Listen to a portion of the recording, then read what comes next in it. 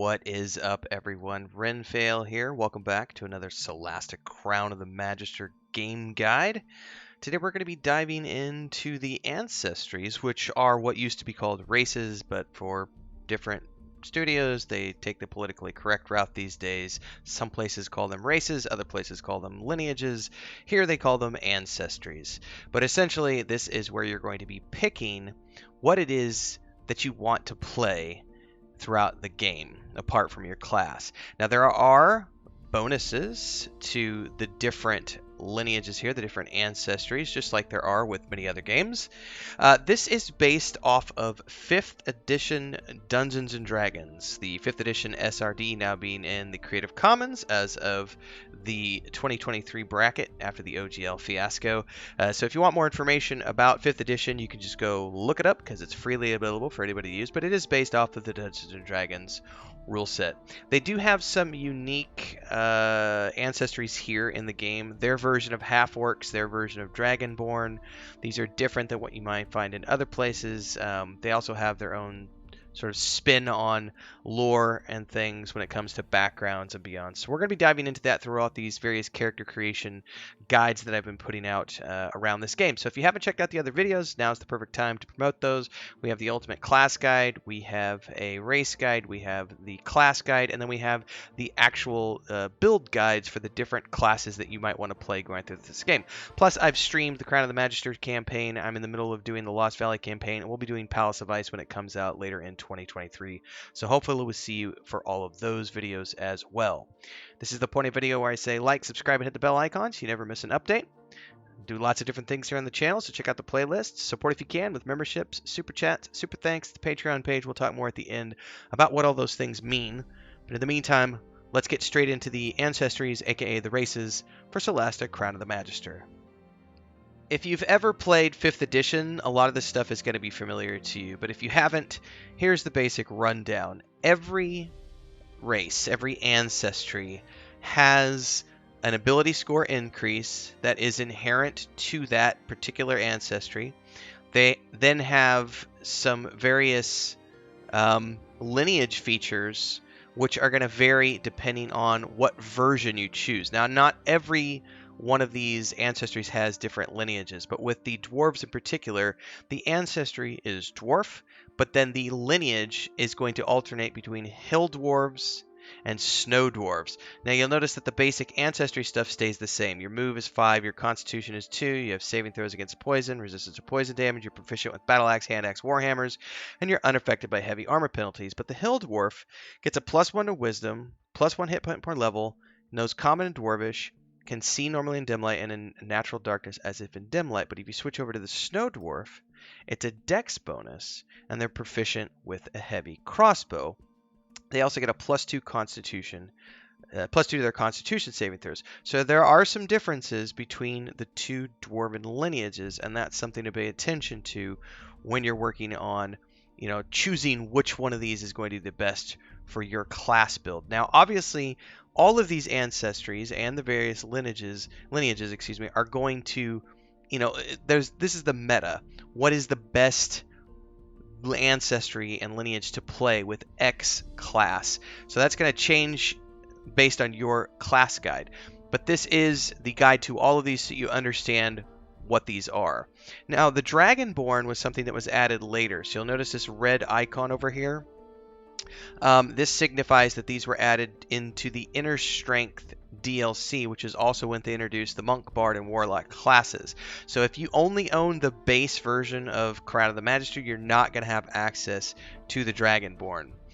These creatures came into being as the fruit of dalliances between polymorph dragons with humanoid lineages. They were well accepted during the Manichaean Empire, but they became secretive and reclusive after the Cataclysm, becoming self-reliant but keeping to themselves.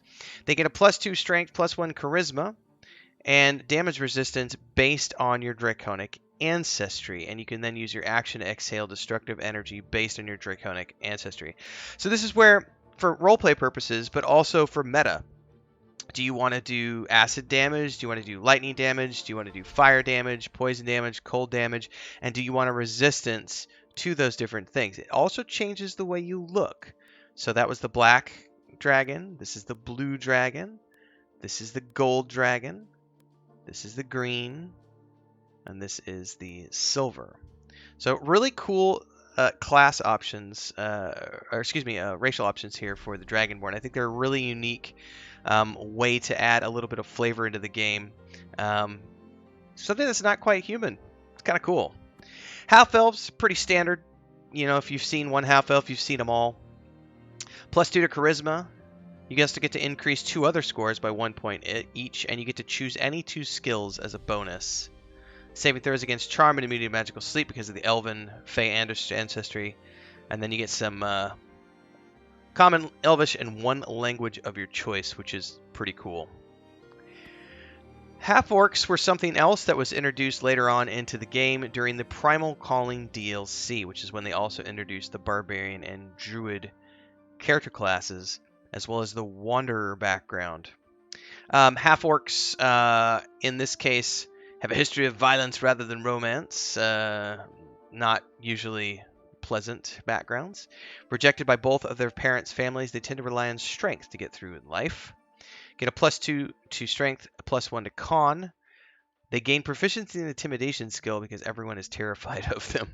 And relentless endurance is kind of cool because when you're reduced to 0 hit points but not killed outright, you drop to 1 hit point instead, so you don't actually die.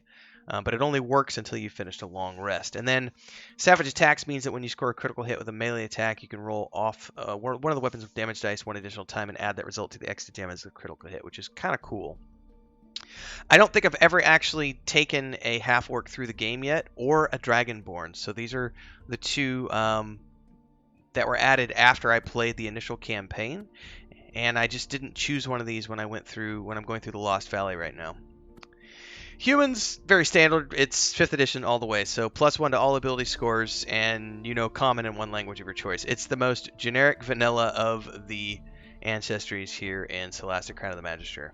Moving into High Elves, we have 2 lineages here as well. So the base elf gets a +2 to Dex, immunity to charm and sleep, proficiency with perception, and of course 4 hours of meditation are sufficient for a full rest. High Elves get a +1 to intelligence, and they get to choose a wizard cantrip, which is really cool. Now the Sylvan Elf gets a +1 to wisdom, and they get proficiency with survival and athletics, and advantage on survival when hunting, which makes them pretty awesome as hunters and rangers and druids, to be honest with you.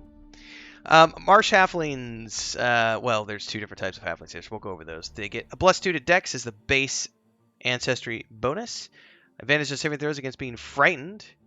And they're lucky, so anytime you roll a 1 on an attack roll, ability check, or saving throw, you automatically get to re-roll and use the new roll. And you can move through the space of any creature that is larger size than you. Marsh halflings are +1 con, and areas with marshes and ponds are considered swamp terrain for them, which means they get movement proficiencies and so on and so forth. And of course, the island halfling, you get a +1 charisma, a little bit of a language there, and an acrobatics dex check advantage, which makes them pretty good at being thieves and bards and dexterous characters who are going to be running around and doing fun stuff. So there you have it, ladies and gentlemen. Based on what it is that you're going to be wanting to play through the game. I mean, for my purposes, I can give you a kind of a rundown. If you've watched my ultimate character guide for character creation, I think as an example, the hill dwarves make pretty good clerics because of the wisdom bonus, and you get that 1 hit point per level. Snore dwarves, it's not bad to get that dex bonus if you're going to roll a tank. Plus you get the constitution saving throws, which is really nice. Dragonborn can honestly do a lot of everything. I've never done one through the game yet, so it'll be interesting to actually take one through one of these days. I very rarely ever use half-elves, but I know some people like them for bards because of the charisma bonus. Half-orc, again, I haven't used them yet. These are great tanks.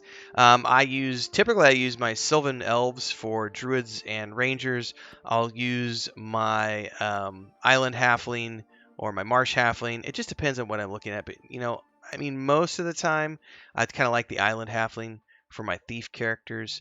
And then for wizards, I'll typically go wizards and sorcerers and stuff. I'll go with the high elf because of the fact that you get that high elf cantrip.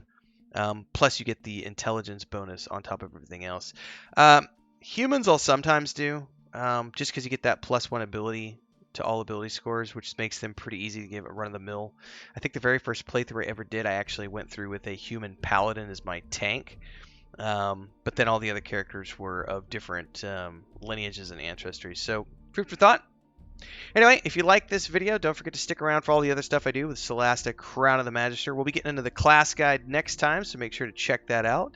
Like, subscribe, and hit the bell icon. And we get to talk about the ways you can support now that we're at the end of the video. So the easiest way is just a membership here on the channel. I get to do this full-time thanks to all of our members, but you can also do super chats on any live stream or premiere, super thanks on any upload or YouTube video, or YouTube short, and those have pre-programmed amounts that YouTube has down below. Just click the buttons, or you can put in whatever you can afford to your own amounts, whatever you want to do. There's also a Patreon page where my wife and my brother and I have a tabletop game, a point-and-click adventure game, and a fantasy book series, which is unfolding continually through serialized content. So check out the Patreon page. Join us in Discord.